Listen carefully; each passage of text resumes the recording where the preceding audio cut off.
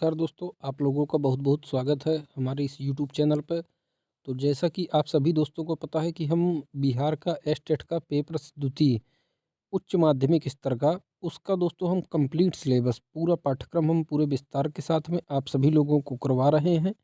उसी क्रम में दोस्तों आप लोगों को पता है कि हमने कहा था कि हम सबसे पहले रचनाएं पढ़ेंगे, जो हमारे पाठ्यक्रम में रचनाएं लगी हुई हैं। उसके बाद हम हिंदी साहित्य का इतिहास का अध्ययन करेंगे, उसके बाद हिंदी गद्य साहित्य का अध्ययन करेंगे, गद्य साहित्य का इतिहास, उसके बाद काव्य शास्त्र पढ़ेंगे और दोस्तों उसके बाद हिंदी व्याकरण पढ़ेंगे। ये हमारा पढ़ने का क्रम रहेगा।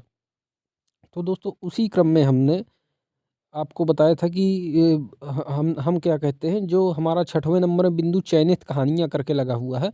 तो चयनित कहानियों में 6 कहानियाँ हमारे पाठ्यक्रम में लगी हुई हैं। तो सभी कहानियाँ हम पढ़ चुके हैं और वीडियो भी अपलोड कर चुके हैं। आशा करते हैं कि आप लोग भी प्लेलिस्ट में जा कर के या वीडियोज़ के सेक्शन में जा कर के सभी 6 कहानियाँ पढ़ चुके होंगे। उसके बाद 7वें नंबर में जो हमारे पाठ्यक्रम में बिंदु लगा हुआ है, चयनित उपन्यास लगा हुआ है। उसमें 3 उपन्यास हैं दोस्तों, गोदान, मैलांचल और त्यागपत्र। तो उसी क्रम में दोस्तों हम गोदान उपन्यास, जो हमारा 36 भागों में है, उसी का आज हम दोस्तों 14 भाग हम अध्ययन कर चुके हैं। आशा करते हैं आप लोग सभी 14 भागों का वीडियो भी देख चुके होंगे, जो हमारे प्लेलिस्ट में जाके देखिए यूट्यूब चैनल में। और प्लेलिस्ट में उपलब्ध भी हैं सभी 14 भागों का पूरे विस्तार के साथ में और प्रमाणिक विषय वस्तु के साथ में। 14 भागों का वीडियो उपलब्ध भी है पूरे विस्तार के साथ में। आप उनको पहले देखिए, उसके बाद 15वें भाग में देखिए। तभी दोस्तों आप लोगों को पढ़ने में आनंद आएगा और समझ में भी आएगा। बीच से आप अगर सीधे देखेंगे 15वें भाग में, तो आप लोगों को मज़ा भी नहीं आएगा पढ़ने में और समझ में भी नहीं आएगा। इसलिए हमारा अनुरोध भी है कि पहले उन 14 भागों को पूरे विस्तार से देखिए, पढ़िए। उसके बाद 15वें भाग को आके देखिए और पढ़िए, तब आप लोगों को मज़ा भी ज़्यादा आएगा। तो आज उसी क्रम में दोस्तों हम गोदान उपन्यास का 15वें भाग का अध्ययन करेंगे पूरे विस्तार के साथ में।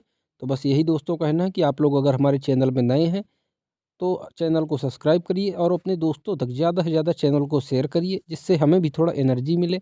आपको सब कुछ निःशुल्क दे रहे हैं, सब कुछ निःशुल्क उपलब्ध करवा रहे हैं। बस आपसे एक ही अपेक्षा कर रहे हैं कि आप हमारे चैनल को ज़्यादा से ज़्यादा लोगों तक पहुँचाइए, जिससे ज़्यादा से ज़्यादा लोगों तक लाभ पहुँचे। और हिंदी जो पैसों में बिक रहा है, उसको हम दोस्तों पूरा निःशुल्क करना चाहते हैं कि हिंदी के विद्यार्थियों को कहीं से कुछ पैसे में खरीद के कोचिंग बैच ये सब ना लेना पड़े। इसलिए हम सब कुछ निःशुल्क उपलब्ध करवा रहे हैं आप लोगों को। चलिए दोस्तों, ज़्यादा बात नहीं करते, अपने विषय पर आते हैं सीधे। तो चलिए, गोदान प्रेमचंद भाग 15। मालती बाहर से तितली है, भीतर से मधुमक्खी। उसके जीवन में हंसी ही हंसी नहीं है, केवल गुड़ खाकर कौन जी सकता है। और जिए भी तो वह कोई सुखी जीवन ना होगा। वह हंसती है इसलिए कि उसे इसके भी दाम मिलते हैं। उसका चहकना और चमकना चमकना इसलिए नहीं है कि वह चहकने को ही जीवन समझती है, या उसने निजत्व को अपने आँखों में इतना बढ़ा लिया है कि जो कुछ करे अपने ही लिए करे। नहीं, वह इसलिए चहकती है और विनोद करती है कि इससे उसके कर्तव्य का भार कुछ हल्का हो जाता है। उसके बाप उन विचित्र जीवों में थे जो केवल जबान की मदद से लाखों के वारे न्यारे करते थे। बड़े बड़े जमींदारों और रईसों की जायदादें बिकवाना, उन्हें कर्ज दिलाना या उनके मामलों का अफसरों से मिलकर तय करा देना, यही उनका व्यवसाय था। दूसरे शब्दों में दलाल थे। तो किसके बारे में बात हो रही है दोस्तों? मिस मालती के बाप के बारे में कहा जा रहा है कि मिस मालती के बाप दलाल थे। इस वर्ग के लोग लोग बड़े प्रतिभावान होते हैं। जिस काम से कुछ मिलने की आशा हो वह उठा लेंगे और किसी ना किसी तरह उसे निभा भी देंगे। किसी राजा की शादी किसी राजकुमारी से ठीक करवा दी और 10-20 हज़ार उसी में मार लिए। यही दलाल जब छोटे छोटे सौदे करते हैं तो टाउट कहे जाते हैं और हम उनसे घृणा करते हैं। बड़े बड़े काम करके वही टाउट राजाओं के साथ शिकार खेलता है और गवर्नरों की मेज पर चाय पीता है। मिस्टर कौल उन्हीं भाग्यवानों में से एक थे। कौन दोस्तों? मिस्टर कौल उन्हीं भाग्यवानों में से थे।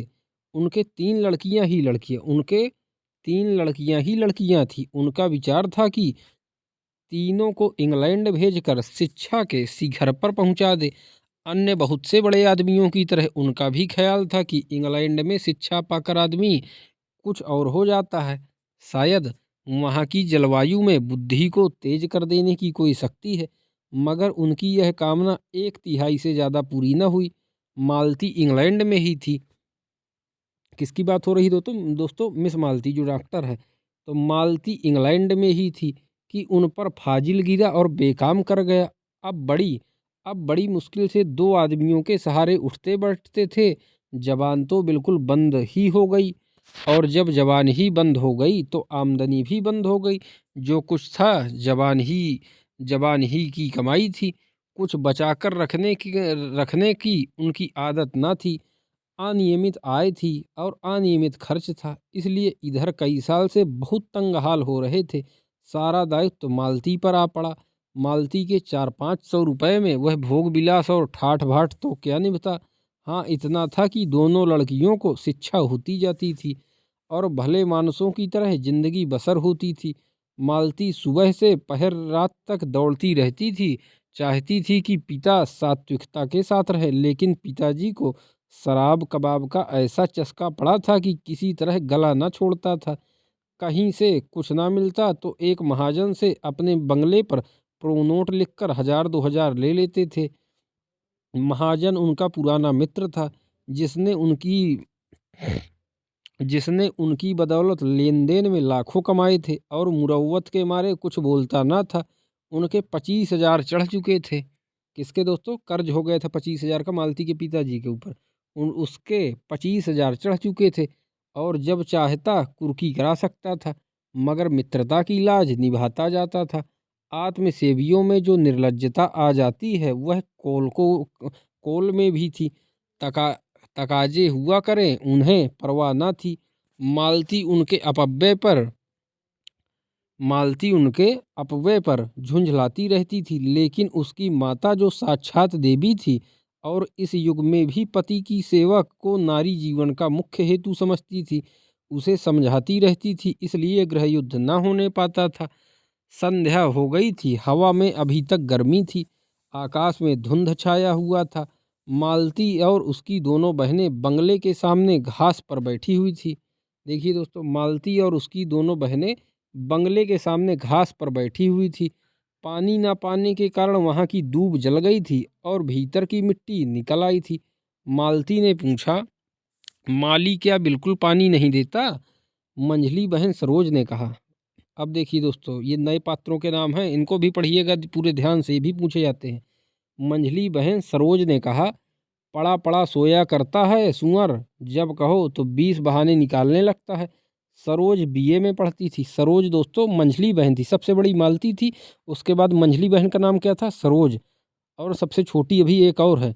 तो सरोज दोस्तों जो मंझली बहन है वो सबसे बड़ी हो गई दोस्तों मालती। मालती क्या थी? मालती डॉक्टर थी। दूसरे नंबर की कौन थी? सरोज। सरोज क्या करती थी? बीए में पढ़ती थी। सरोज बीए में पढ़ती थी, दुबली सी, लंबी, पीली, रूखी, कटु। उसे किसी की कोई बात पसंद ना आती थी, हमेशा ऐब निकालती रहती थी। डॉक्टरों की सलाह थी कि वह कोई परिश्रम ना करे और पहाड़ पर रहे, लेकिन घर की स्थिति ऐसी ना थी कि उसे पहाड़ पर भेजा जा सकता था। सबसे छोटी बहन वरदा को सरोज से इसलिए द्वेष था कि सारा घर सरोज को हाथों लिए रहता था। वह चाहती थी जिस बीमारी में इतना स्वाद है वह उसे ही क्यों नहीं हो जाती। गोरी सी, गर्वशील, स्वस्थ, चंचल आंखों वाली बालिका थी, जिसके मुख पर प्रतिभा की झलक थी। सरोज के सिवा उसे सारे संसार में, फिर से देखिए दोस्तों, सबसे बड़ी बहन का नाम मालती था जो डॉक्टर थी, और दूसरे मंझली बहन का नाम था सरोज, और सबसे छोटी बहन का नाम वरदा था। तो सबसे छोटी बहन वरदा को सरोज से इसलिए दोष था। क्यों दोष था? क्योंकि सारा घर सरोज को हाथों हाथ लिए रहता था। सरोज की ज़्यादा मतलब की वैल्यू थी घर में। सरोज को हाथों हाथ लिए रहता था। वह चाहती थी जिस बीमारी में इतना स्वाद है वह उसे ही क्यों नहीं हो जाती। गोरी सी, गर्वशील, स्वस्थ, चंचल आंखों वाली बालिका थी, जिसके मुख पर प्रतिभा की झलक थी। सरोज के सिवा उसे सारे संसार से सहानुभूति थी। सरोज के कथन का विरोध करना उसका स्वभाव था। बोली, दिन भर दादाजी बाजार भेजते रहते हैं, फुर्सत ही कहाँ पाता है। मरने की छुट्टी तो मिलती नहीं, पड़ा पड़ा सोएगा। सरोज ने डांटा, दादाजी उसे कब बाजार भेजते हैं रे, झूठी कहीं की। रोज भेजते हैं रोज, अभी तो आज ही भेजा था, कहो तो बुला कर पुछवा दूं। पुछवाएगी, बुलाऊं? मालती डरी, दोनों गुथ जाएंगी तो बैठना मुश्किल कर देंगी। बात बदल कर बोली, अच्छा खैर होगा, आज डॉक्टर मेहता का तुम्हारे यहाँ भाषण हुआ था सरोज। ये दोस्तों डॉक्टर मेहता की बात कर रही है मालती। आज डॉक्टर मेहता का तुम्हारे यहाँ भाषण हुआ था सरोज। सरोज ने नाक सिकोड़ कर कहा, हाँ हुआ तो था, लेकिन किसी ने पसंद नहीं किया। आप फरमाने लगे, संसार में स्त्रियों का क्षेत्र पुरुषों से बिल्कुल अलग है। स्त्रियों का पुरुषों के क्षेत्र में आना इस युग का कलंक है। सब लड़कियों ने तालियां और सीटियां बजानी शुरू की। बेचारे बेचारे लज्जित होकर बैठ गए। कुछ अजीब से आदमी मालूम होते हैं। आपने यहाँ तक कह डाला कि प्रेम केवल कवियों की कल्पना है, वास्तविक जीवन में इसका कहीं निशान नहीं। लेडी हुकू ने उनका खूब मजाक बनाया। तो किसने दोस्तों बनाया मजाक? लेडी हुकू ने उनका खूब मजाक बनाया। मालती ने कटाक्ष किए, लेडी हुकू ने? इस विषय में वह भी कुछ बोलने का साहस रखती हैं? तुम्हें डॉक्टर साहब का भाषण आदि से अंत तक सुनना चाहिए था। उन्होंने दिल में लड़कियों को क्या समझा है? उन्होंने दिल में लड़कियों को क्या समझा होगा? पूरा भाषण सुनने का सब्र किसे था? वह तो जैसे घाव पर नमक छिड़कते थे। फिर उन्हें बुलाया ही क्यों? आखिर उन्हें औरतों से कोई बैर तो है नहीं। जिस बात को हम सत्य समझते हैं उसी का तो प्रचार करते हैं। औरतों को खुश करने के लिए वह उनकी सी कहने वालों में नहीं है।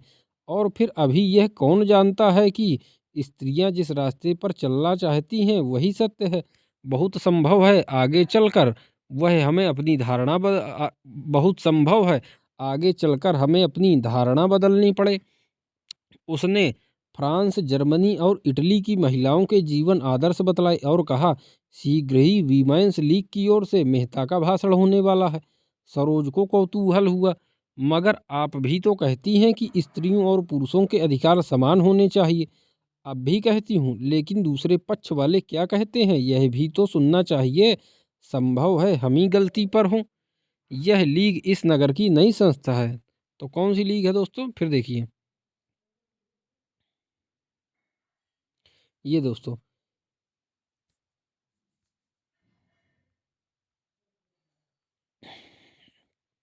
ये देखिए दोस्तों, उसने फ्रांस, जर्मनी और इटली की महिलाओं के जीवन आदर्श बतलाए और कहा, शीघ्र ही वीमेंस लीग की ओर से मेहता का भाषण होने वाला है। सरोज को कुतूहल हुआ, मगर आप भी तो कहती हैं कि स्त्रियों और पुरुषों के अधिकार समान होने चाहिए। अब भी कहती हूँ, लेकिन दूसरे पक्ष वाले क्या कहते हैं यह भी तो सुनना चाहिए। संभव है हम ही गलती पर हों। यह लीग इस नगर की नई संस्था है। कौन सी लीग दोस्तों? Women's league. तो यह लीग इस नगर की नई संस्था है और मालती के उद्योग से खुली है। नगर की सभी शिक्षित महिलाएं उसमें शरीक हैं। मेहता के पहले भाषण ने महिलाओं में बड़ी हलचल मचा दी थी और लीग ने निश्चय किया था कि उनका खूब दंदा सिकन जवाब दिया जाए। मालती ही पर यह भार डाला गया था। मालती कई दिन तक अपने पक्ष के समर्थन में युक्तियां और प्रमाण खोजती रही और भी कई देवियां अपने भाषण लिख रही थी। उस दिन जब मेहता शाम को लीग के हाल में पहुंचे तो जान पड़ता था हाल फट जाएगा। उन्हें गर्व हुआ उनका भाषण सुनने के लिए इतना उत्साह है, और वह उत्साह केवल मुख पर और आंखों में न था। आज सभी देवियां सोने और रेशम से लदी हुई थी, मानो किसी बारात में आई हों। मेहता को परास्त करने के लिए पूरी शक्ति से काम लिया गया था, और यह कौन कह सकता है कि जगमगाहट शक्ति का अंग नहीं है। मालती ने तो आज के लिए नए फैशन की साड़ी निकाली थी, नए काट के जंपर बनवाए थे और रंग रोगन और फूलों से खूब सजी थी, मानो उसका विवाह हो रहा हो। वीमेंस लीग में इतना समारोह और कभी न हुआ था। डॉक्टर मेहता अकेले थे, फिर भी देवियों के दिल काँप रहे थे। सत्य की एक चिनगारी असत्य के एक पहाड़ को भस्म कर सकती है। सबसे पीछे की सफ में मिर्जा और खन्ना और संपादक जी भी विराजमान थे। देखिए दोस्तों, सबसे पीछे की सफ में मिर्जा खुर्शेद और मिस्टर खन्ना। मिस्टर खन्ना कौन दोस्तों? वही बैंक वाले, बैंक मैनेजर। तो मिर्जा और खन्ना और संपादक कौन दोस्तों? पंडित ओमकार नाथ बिजली पत्र के संपादक, वही संपादक महोदय हैं पंडित जी जिनका धर्म भ्रष्ट कराया था मालती ने, वही संपादक महोदय, याद करिए। तो सबसे पीछे की सफ में मिर्जा और खन्ना और संपादक जी विराज रहे थे। राय साहब भाषण शुरू होने के बाद आए और पीछे खड़े हो गए। मिर्जा ने कहा, आ जाइए आप भी, खड़े कब तक रहिएगा। राय साहब बोले, नहीं भाई, नहीं भाई, यहाँ मेरा दम घुटने लगेगा तो मैं खड़ा होता हूँ, आप बैठिए। राय साहब ने उनके कंधे दबाए। तकल्लुफ नहीं, बैठे रहिए, मैं थक जाऊंगा तो आपको उठा दूंगा और बैठ जाऊंगा। अच्छा, मिस मालती सभा नेत्री हुई। खन्ना साहब कुछ इनाम दिलवाइए। खन्ना ने रोनी सूरत बनाकर कहा, अब मिस्टर मेहता पर निगाह है। मैं तो गिर गया। मिस्टर मेहता का भाषण शुरू हुआ। देवियों, जब मैं इस तरह आपको संबोधित करता हूँ तो आपको कोई बात खटकती नहीं। आप इस सम्मान को अपना अधिकार समझती हैं, लेकिन आपने किसी महिला को पुरुषों के प्रति देवता का व्यवहार करते सुना है? उसे आप देवता कहें तो वह समझेगा आप उसे बना रही हैं। आपके पास दान देने के लिए दया है, श्रद्धा है, त्याग है। पुरुष के पास दान के लिए क्या है? वह देवता नहीं, लेवता है। वह अधिकार के लिए हिंसा करता है, संग्राम करता है, कलह करता है। तालियां बजी। राय साहब ने कहा, औरतों को खुश करने का इसने कितना अच्छा ढंग निकाला। बिजली संपादक को बुरा लगा। कोई नई बात नहीं, मैं कितनी ही बार यह भाव व्यक्त कर चुका हूँ। मेहता आगे बढ़े। इसलिए जब मैं देखता हूँ हमारी उन्नत विचारों वाली देवियाँ उस दया और श्रद्धा और त्याग के जीवन से असंतुष्ट होकर संग्राम और कलह और हिंसा के जीवन की ओर दौड़ रही हैं और समझ रही हैं कि यही सुख का स्वर्ग है, तो मैं उन्हें बधाई नहीं दे सकता। मिसेज खन्ना ने मालती की ओर सागर्व नेत्रों से देखा। मालती ने गर्दन झुका ली। मिर्जा खुर्शीद बोले, अब कहिए। मेहता दिलेर आदमी है, सच्ची बात कहता है और मुंह पर। बिजली संपादक ने नाक सिकोड़ी। अब वह दिन लद गए जब देवियां इन चकमों में आ जाती थी। इनके अधिकार हड़पते जाओ और कहते जाओ, आप तो देवी हैं, लक्ष्मी हैं, माता है। मेहता आगे बढ़े। स्त्री को पुरुष के रूप में, पुरुष के कर्म में रत देखकर मुझे उसी तरह वेदना होती है जैसे पुरुष को स्त्री के रूप में। स्त्री के कर्म करते देखकर मुझे विश्वास है ऐसे पुरुषों को आप अपने विश्वास और प्रेम का पात्र नहीं समझती, और मैं आपको विश्वास दिलाता हूँ ऐसी स्त्री भी पुरुष के प्रेम और श्रद्धा का पात्र नहीं बन सकती। खन्ना के चेहरे पर दिल की खुशी चमक रही थी। राय साहब ने चुटकी ली। आप बहुत खुश हैं खन्ना जी। खन्ना बोले, मालती मिले तो पूछूं, अब कहिए। मेहता आगे बढ़े। मैं प्राणियों के विकास में स्त्री के पद को पुरुष के पद से श्रेष्ठ समझता हूँ, उसी तरह जैसे प्रेम और त्याग और श्रद्धा को हिंसा और संग्राम और कलह से श्रेष्ठ समझता हूँ। अगर हमारी देवियाँ सृष्टि और पालन के देव मंदिर से हिंसा और कलह के दानव क्षेत्र में आना चाहती हैं तो उससे समाज का कल्याण न होगा। मैं इस विषय में दृढ़ हूँ। पुरुष ने अपने अभिमान में अपनी दानवी कीर्ति को अधिक महत्व दिया है। वह अपने भाई का स्वत्व छीनकर और उसका रक्त बहाकर समझने लगा उसने बहुत बड़ी विजय पाई। जिन शिशुओं को देवियों ने अपने रक्त से सिरजा और पाला, उन्हें बम और मशीनगन और सहस्त्रों टैंकों का शिकार बनाकर वह अपनों को विजेता समझता है। और जब हमारी ही माताएं उसके माथे पर केसर का तिलक लगाकर और उसे अपने आशीषों का कवच पहनाकर हिंसा क्षेत्र में भेजती हैं तो आश्चर्य है कि पुरुष ने विनाश को ही संसार के कल्याण की वस्तु समझा और उसकी हिंसा प्रवृत्ति दिन दिन बढ़ती गई। और आज हम देख रहे हैं कि यह दानवता प्रचंड होकर समस्त संसार को रौंदती, प्राणियों को कुचलती, हरी भरी खेतियों को जलाती और गुलजार बस्तियों को वीरान करती चली जाती है। देवियों, मैं आपसे पूछना चाहता हूँ, क्या आप इस दानव लीला में सहयोग देकर इस संग्राम क्षेत्र में उतरकर संसार का कल्याण करेंगी? मैं आपसे विनती करता हूँ, नाश करने वालों को अपना काम करने दीजिए। आप अपने धर्म का पालन किए जाइए। खन्ना बोले, मालती की तो गर्दन ही नहीं उठती। राय साहब ने इन विचारों का समर्थन किया। मेहता कहते तो यथार्थ ही है। बिजली संपादक बिगड़े मगर कोई बात तो नहीं कही। नारी आंदोलन के विरोधी इन्हीं ऊटपटांग बातों की शरण लिया करते हैं। मैं इसे मानता ही नहीं कि त्याग और प्रेम से संसार से ने उन्नति की। संसार ने उन्नति की है पौरुष से, पराक्रम से, बुद्धि बल से, तेज से। खुर्शीद ने कहा, अच्छा सुनने दीजिएगा या अपनी ही गाए जाइएगा। मेहता का भाषण जारी था। देवियों, मैं उन लोगों में नहीं हूँ जो कहते हैं स्त्री और पुरुष में समान शक्तियाँ हैं, समान प्रवृत्तियाँ हैं और उनमें कोई विभिन्नता नहीं है। इससे भयंकर असत्य की मैं कल्पना नहीं कर सकता। यह वह असत्य है जो युग युगांतरों से संचित अनुभव को उसी तरह ढक लेना चाहता है जैसे बादल का एक टुकड़ा सूर्य को ढक लेता है। मैं आपको सचेत किए देता हूँ कि आप इस जाल में न फंसें। स्त्री पुरुष से उतनी ही श्रेष्ठ है जितना प्रकाश अंधेरे से। मनुष्य के लिए क्षमा और त्याग और अहिंसा जीवन के उच्चतम आदर्श है। नारी इस आदर्श को प्राप्त कर चुकी है। पुरुष धर्म और अध्यात्म और ऋषियों का आश्रय लेकर उस लक्ष्य पर पहुंचने के लिए सदियों से जोर मार रहा है, पर सफल नहीं हो सका। मैं कहता हूँ उसका सारा अध्यात्म और योग एक तरफ और नारियों का त्याग एक तरफ। तालियां बजी, हाल हिल उठा। राय साहब ने गदगद होकर कहा, मेहता वही कहते हैं जो इनके दिल में है। ओमकार नाथ ने टीका की, लेकिन बातें सभी पुरानी हैं, सड़ी हुई।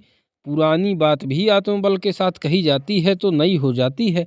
जो 1000 रुपये हर महीने फटकार कर विलास में उड़ाता हो उसमें आत्मबल जैसी वस्तु नहीं रह सकती। यह केवल पुराने विचार की नारियों और पुरुषों को प्रसन्न करने के ढंग है। खन्ना ने मालती की ओर देखा, यह क्यों फूली जा रही है, इन्हें तो शर्माना चाहिए। खुर्शीद ने खन्ना को उकसाया, अब तुम भी एक तकरीर कर डालो खन्ना, नहीं मेहता तुम्हें उखाड़ फेंकेगा। आधा मैदान तो उसने अभी मार लिया है। खन्ना खिसियाकर बोले, मेरी ना कहिए, मैंने ऐसी कितनी चिड़िया फंसाकर छोड़ दी है। राय साहब ने खुर्शीद की तरफ आंख मारकर कहा, आजकल आप महिला समाज की तरफ आते जाते हैं, सच कहना कितना चंदा दिया। खन्ना पर झेप छा गई। मैं ऐसे समाजों को चंदे नहीं दिया करता जो कला का ढोंग रचकर दुराचार फैलाते हों। मेहता का भाषण जारी है। पुरुष कहता है जितने दार्शनिक और वैज्ञानिक आविष्कारक हुए हैं वह सब पुरुष थे। पुरुष कहता है जितने दार्शनिक और वैज्ञानिक आविष्कारक हुए हैं वह सब पुरुष थे। जितने बड़े बड़े महात्मा हुए हैं वह सब पुरुष थे। सभी योद्धा, सभी राजनीति के आचार्य, बड़े बड़े नाविक, सब कुछ पुरुष थे। लेकिन इन बड़ों बड़ों के समूह ने मिलकर किया क्या? महात्माओं और धर्म प्रवर्तकों ने संसार में रक्त की नदियां बहाने और वैमनस्य की आग भड़काने के सिवा और क्या किया? महात्माओं और धर्म प्रवर्तकों ने संसार में रक्त की नदियां बहाने और वैमनस्य की आग भड़काने के सिवा और क्या किया? योद्धाओं ने भाइयों की गर्दनें काटने के सिवा और क्या यादगार छोड़ी? राजनीतिज्ञों की निशानी अब केवल लुप्त साम्राज्यों के खंडहर रह गए हैं और आविष्कारकों ने मनुष्य को मशीन का गुलाम बना देने के सिवा और क्या समस्या हल कर दी? पुरुषों की इस रची हुई संस्कृति में शांति कहाँ है, सहयोग कहाँ है? ओमकारनाथ उठकर जाने को हुए। विलासियों के मुंह से बड़ी बड़ी बातें सुनकर मेरी देह भस्म हो जाती है। खुर्शीद ने उनका हाथ पकड़कर बैठाया। आप भी संपादक जी नीरे पोंगा ही रहे। अजी यह दुनिया है जिसके जी में जो आता है बकता है। कुछ लोग सुनते हैं और तालियां बजाते हैं। चलिए किस्सा ख़त्म। ऐसे ऐसे बेशुमार मेहते आएंगे और चले जाएंगे और दुनिया अपनी रफ्तार से चलती रहेगी। बिगड़ने की कौन सी बात है? असत्य सुनकर मुझसे सहा नहीं जाता। राय साहब ने उन्हें और चढ़ाया। कुलटा के मुंह से सतियों की सी बात सुनकर किसका जीना जलेगा? ओमकारनाथ फिर बैठ गए। मेहता का भाषण जारी था। मैं आपसे पूछता हूँ, क्या बाज को चिड़ियों का शिकार करते देखकर हंस को यह शोभा देगा? फिर देखिए, मैं आपसे पूछता हूँ, क्या बाज को चिड़ियों का शिकार करते देखकर हंस को यह शोभा देगा कि वह मानसरोवर की आनंदमयी शांति को छोड़कर चिड़ियों का शिकार करने लगे? और अगर वह शिकारी बन जाए तो आप उसे बधाई देंगे? हंस के पास उतनी तेज चोंच नहीं है, उतने तेज चंगुल नहीं हैं, उतनी तेज आंखें नहीं हैं, उतने तेज पंख नहीं हैं और उतनी तेज रक्त की प्यास नहीं है। उन अस्त्रों का संचय करने में उसे सदियां लग जाएंगी, फिर भी वह बाज बन सकेगा या नहीं, इसमें संदेह है। मगर बाज बने या ना बने, वह हंस ना रहेगा, वह हंस जो मोती चुगता है। खुर्शेद ने टीका की, यह तो शायरों की सी दलीलें हैं। मादा बाज भी उसी तरह शिकार करती है जैसे नर बाज। ओमकार नाथ प्रसन्न हो गए। उस पर आप फिलासफर बनते हैं इसी तर्क के बल पर। खन्ना ने दिल का गुबार निकाला। फिलासफर नहीं, फिलासफर की दुम है, फिलासफर वह है जो। ओमकार नाथ ने बात पूरी की, जो सत्य से जौ भर भी न टले। खन्ना को यह समस्या पूर्ति नहीं रुची। मैं सत्यवत्य नहीं जानता, मैं तो फिलासफर उसे कहता हूँ जो फिलासफर हो सच्चा। खुर्शेद ने दाद दी, फिलासफर की आपने कितनी सच्ची तारीफ की है। वाह सुभान अल्लाह, फिलासफर वह है जो फिलासफर हो, क्यों ना हो। मेहता आगे चले।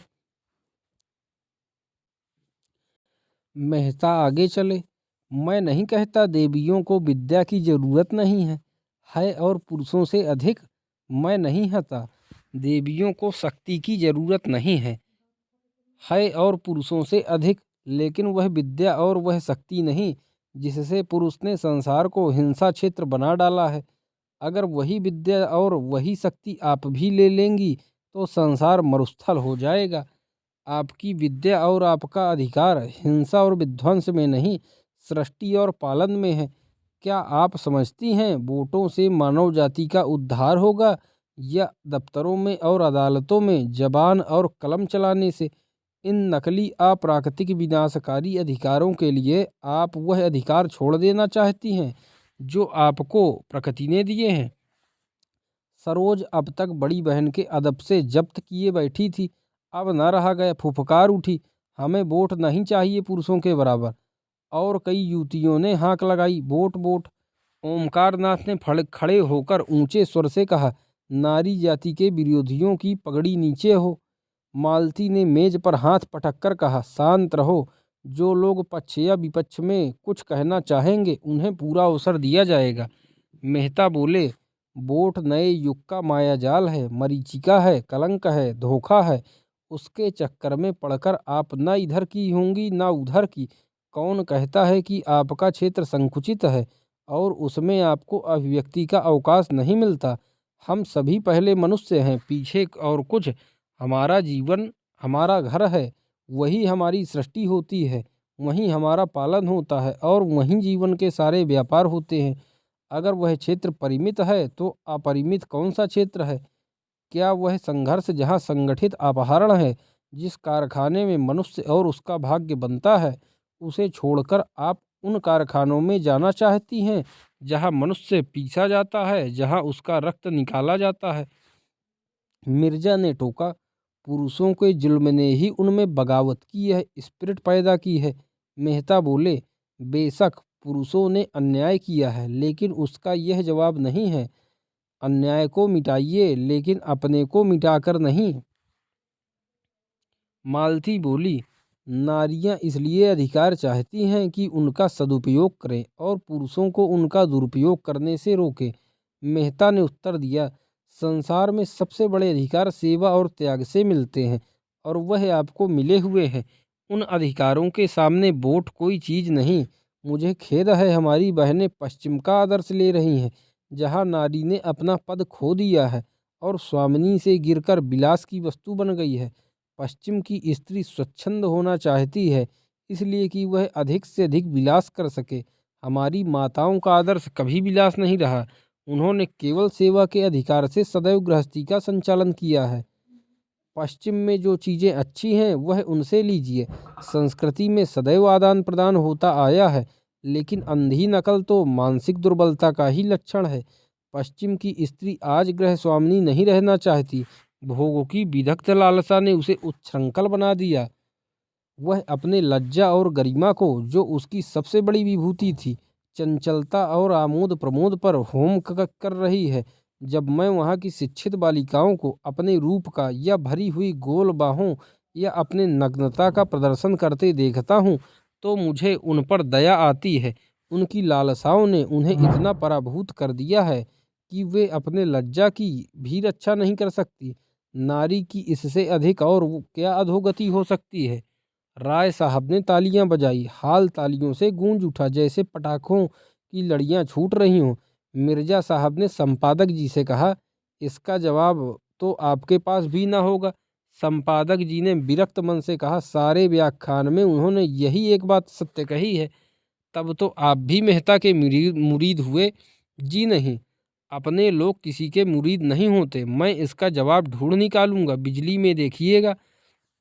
इसके माने इसके माने इसके माने यह है कि आप हक की तलाश नहीं करते, सिर्फ अपने पक्ष के लिए लड़ना चाहते हैं। राय साहब ने आड़ो हाथों लिया। इसी पर आपको अपने सत्य प्रेम का अभिमान है।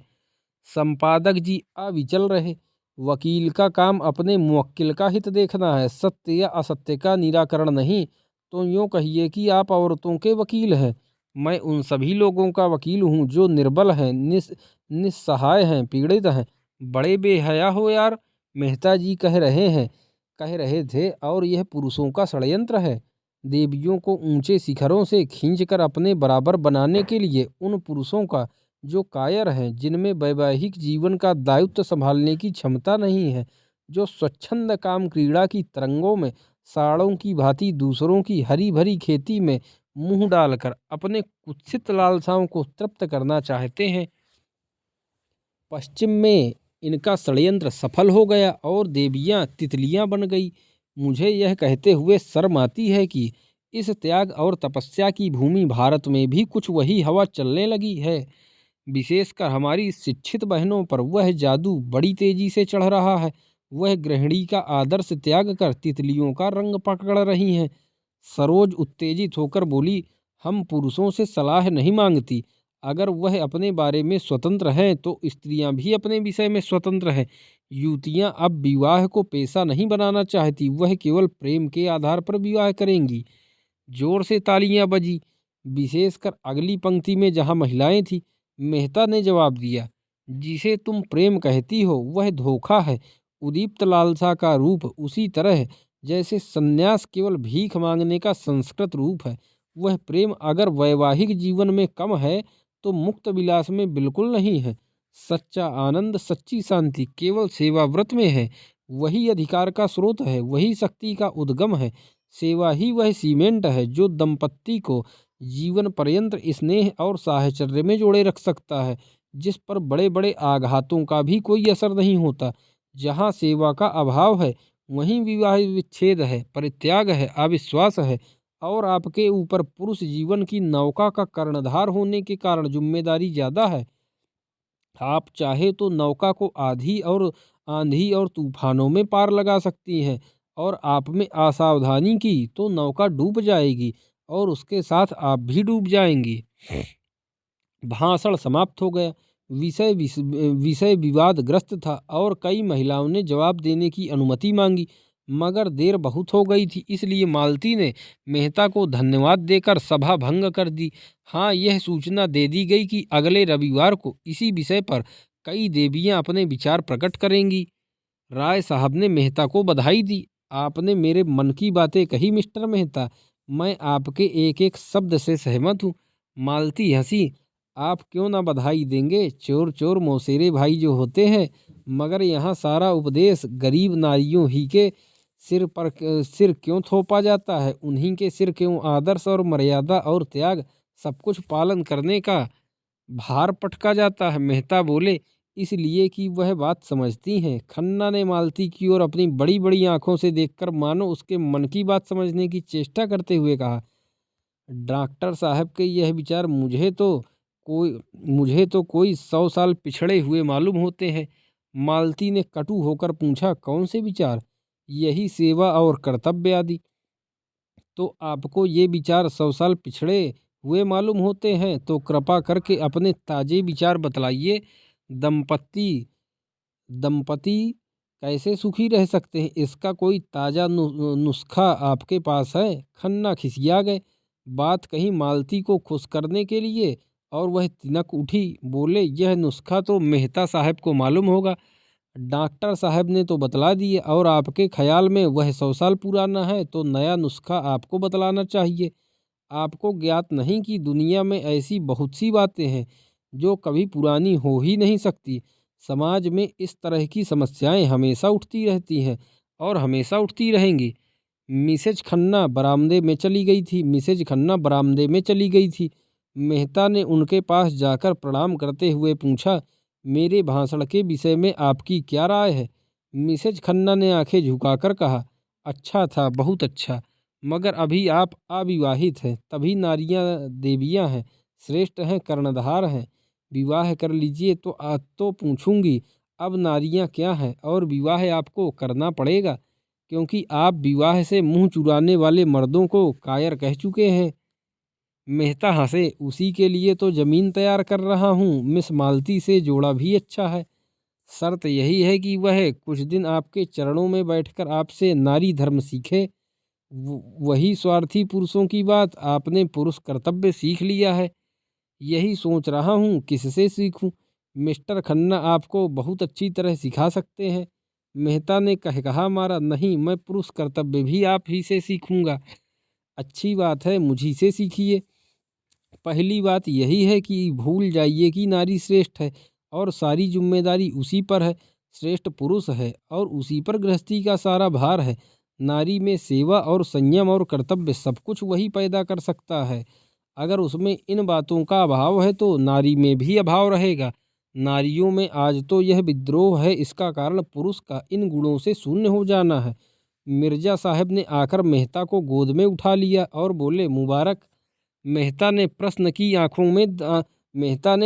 की आंखों से देखा, आपको मेरी तकदीर पसंद आई? तकदीर तो खैर जैसी थी वैसी थी, मगर कामयाब खूब रही। आपने परी को शीशे में उतार लिया। अपनी तकदीर सराहिए कि जिसने आज तक किसी को मुंह नहीं लगाया, वह आपका कलमा पढ़ रही है। मिसेज खन्ना दबी जबान से बोली, जब नशा ठहर जाए तो कहिए। मेहता ने विरक्त भाव से कहा, मेरे जैसे किताब के कीड़ों को कौन औरत पसंद करेगी देवी जी, मैं तो पक्का आदर्शवादी हूँ। मिसेज खन्ना ने अपने पति को कार की तरफ जाते देखा तो उधर चली गई। मिर्जा भी बाहर निकल गए। मेहता ने मंच पर से अपने छड़ी उठाई और बाहर जाना चाहते थे कि मालती ने आकर उनका हाथ पकड़ लिया और आग्रह भरी आंखों से बोली, आप अभी नहीं जा सकते। चलिए पापा से आपकी मुलाकात कराऊं और आज वहीं खाना खाइए। मेहता ने कान पर हाथ रखकर कहा, नहीं, मुझे क्षमा कीजिए, वहाँ सरोज मेरी जान खा जाएगी। मैं इन लड़कियों से बहुत घबराता हूँ। नहीं नहीं, मैं जुम्मा लेती हूँ, जो वह मुंह भी खोले। अच्छा आप चलिए, मैं थोड़ी देर में आऊँगा। जी नहीं, यह ना होगा। मेरी कार सरोज लेकर चल दी, आप मुझे पहुँचाने तो चलेंगे ही। दोनों मेहता की कार में बैठे। कार चली। एक क्षण बाद मेहता ने पूछा, मैंने सुना है खन्ना साहब अपनी बीवी को मारा करते हैं। मैंने सुना है खन्ना साहब अपनी बीवी को मारा करते हैं। तब से मुझे इनकी सूरत से नफरत हो गई। जो आदमी इतना निर्दयी हो उसे मैं आदमी नहीं समझता। उस पर आप नारी जाति के बड़े ही तैसी बनते हैं। तुमने उन्हें कभी समझाया नहीं? मालती उद्विग्न होकर बोली, ताली हमेशा दो हथेलियों से बजती है, यह आप भूले जाते हैं। मैं तो ऐसे किसी कारण की कल्पना ही नहीं कर सकता कि कोई पुरुष अपने स्त्री को मारे, चाहे स्त्री कितनी ही बदजबान हो। हाँ, कितनी ही। तो आप एक नए किस्म के आदमी हैं। अगर मर्द बदमिजाज है तो तुम्हारी राय में उस मर्द पर हंटरों की बौछार करनी चाहिए। क्यों? स्त्री जितनी क्षमाशील हो सकती है, पुरुष नहीं हो सकता। आपने खुद आज यह बात स्वीकार की है। तो औरत की क्षमाशीलता का यही पुरस्कार है। मैं समझता हूँ तुम खन्ना को मुंह लगाकर उसे और भी सह देती हो। तुम्हारा वह जितना आदर करते हैं, तुमसे तुमसे उसे जितनी भक्ति है, उसके बल पर तुम बड़ी आसानी से उसे सीधा कर सकती हो, मगर तुम उसकी सफाई देकर स्वयं उस अपराध में शरीक हो जाती हो। मालती उत्तेजित होकर बोली, तुमने इस समय यह प्रसंग व्यर्थ ही छेड़ दिया। मैं किसी की बुराई नहीं करना चाहती, मगर अभी आपने गोविंदी देवी को पहचाना नहीं। ये दोस्तों नया पात्र है, देखिए। मैं किसी की बुराई नहीं करना चाहती, मगर अभी आपने गोविंदी देवी को पहचाना नहीं। आपने उनकी भोली भाली शांत मुद्रा देखकर समझ लिया वह देवी हैं। मैं उन्हें इतना ऊंचा स्थान नहीं देना चाहती। उन्होंने मुझे बदनाम करने का जितना प्रयत्न किया है, मुझ पर जैसे जैसे आघात उन्होंने मुझे बदनाम करने का जितना प्रयत्न किया है, मुझ पर जैसे जैसे आघात किए हैं, वह बयान करूं तो आप दंग रह जाएंगे और तब आपको मानना पड़ेगा कि ऐसी औरत के साथ यही व्यवहार होना चाहिए। आखिर उन्हें आपसे जो इतना द्वेष है, इसका कोई कारण तो होगा। कारण उनसे पूछिए, मुझे किसी के दिल का हाल क्या मालूम। उनसे बिना पूछे भी अनुमान किया जा सकता है, और वह यह है, अगर कोई पुरुष मेरे और मेरी स्त्री के बीच में आने का साहस करे तो मैं अगर कोई पुरुष मेरे और मेरी स्त्री के बीच में आने का साहस करे तो मैं उसे गोली मार दूंगा, और उसे न मार सकूंगा तो अपनी छाती में मार लूंगा। इसी तरह अगर मैं किसी स्त्री को अपनी और अपनी स्त्री के बीच में लाना चाहूं तो मेरी पत्नी को भी अधिकार है कि वह जो चाहे करे। इस विषय में मैं कोई समझौता नहीं कर सकता। यह अवैज्ञानिक मनोवृत्ति है जो हमने अपने बनेले पूर्वजों से पाई है, और आजकल कुछ लोग इसे असभ्य और असामाजिक व्यवहार कहेंगे, लेकिन मैं अभी तक उस मनोवृत्ति पर विजय नहीं पा सका और ना पाना चाहता। इस विषय में मैं कानून की परवाह नहीं करता। मेरे घर में मेरा कानून है। मालती ने तीव्र स्वर में पूछा, लेकिन आपने यह अनुमान कैसे कर लिया कि मैं आपके शब्दों में खन्ना और गोविंदी के बीच आना चाहती हूँ?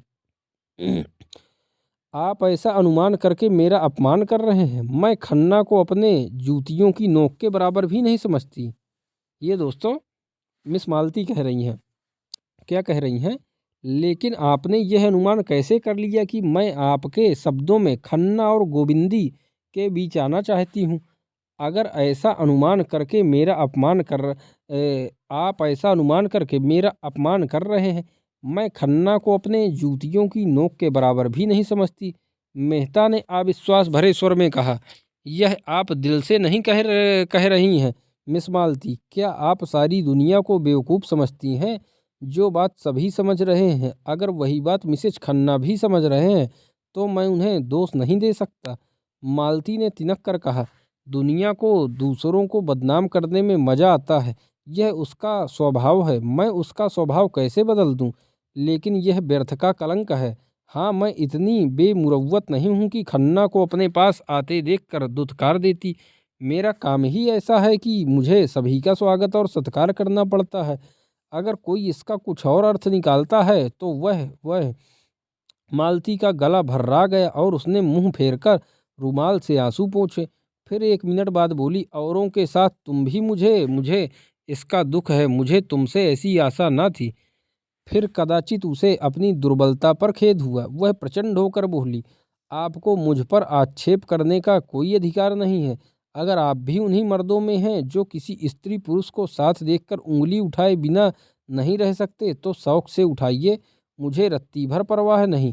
अगर कोई स्त्री आपके पास बार बार किसी न किसी बहाने से आए, आपको अपना देवता समझे, हर एक बात में आपसे सलाह ले, आपके चरणों के नीचे आंखें बिछाए, आपको इशारा पाते ही आग में कूदने को तैयार हो, तो मैं दावे से कह सकती हूँ आप उसकी उपेक्षा ना करेंगे। अगर आप उसे ठुकरा सकते हैं तो आप मनुष्य नहीं हैं। उसके विरुद्ध आप कितने ही तर्क और प्रमाण पा सकते हैं, प्रमाण लाकर रख दें, लेकिन मैं मानूंगी नहीं। मैं तो कहती हूँ उपेक्षा तो दूर रही, ठुकराने की बात ही क्या, आप उस नारी के चरण धो धोकर पिएंगे और बहुत दिन गुजरने के पहले वह आपकी हृदय हृदयेश्वरी होगी। मैं आपसे हाथ जोड़कर कहती हूँ, मेरे सामने खन्ना का कभी नाम न लीजिएगा। मेहता ने इस ज्वाला में मानो हाथ सेकते हुए कहा, शर्त यही है कि मैं खन्ना को आपके साथ ना देखूं।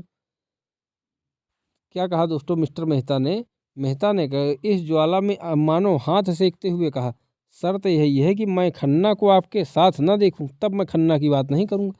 मैं मानवता की हत्या नहीं कर सकती। वह आएंगे तो मैं उन्हें दूर दुराऊंगी नहीं। उनसे कहिए अपनी स्त्री के साथ, उनसे कहिए अपनी स्त्री के साथ सज्जनता से पेश आए। मैं किसी के निजी मामले में दखल देना उचित नहीं समझती। क्या कहा मिस मालती ने? मैं किसी के निजी मामले में दखल देना उचित नहीं समझती, ना मुझे इसका अधिकार है। तो आप किसी की जबान नहीं बंद कर सकती। मालती का बंगला आ गया, कार रुक गई। मालती उतर पड़ी और बिना हाथ मिलाए चली गई। वह यह भी भूल गई कि उसने मेहता को भोजन की दावत दी है। वह एकांत में जाकर खूब रोना चाहती है। गोविंदी ने पहले भी क्या हुआ दोस्तों, देखिए यहाँ पे